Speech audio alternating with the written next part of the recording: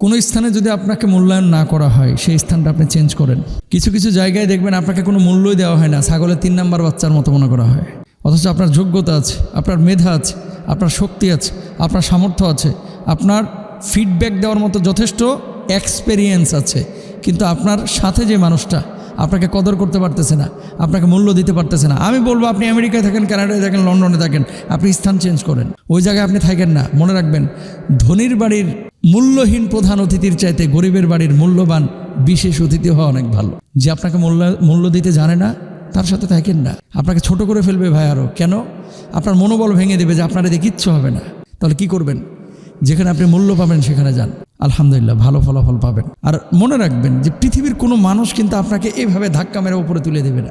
ধাক্কা মেরে উপরে তোলার চাইতে টাইনে ধরে নিচে নামানোর সংখ্যা অনেক বেশি। তাহলে আপনি উঠবেন কিভাবে? তাওয়াক্কুলটা আল্লাহর উপরে হবে, চেষ্টাটা আমার পক্ষ থেকে হবে, প্রতিদান আল্লাহর পক্ষ থেকে।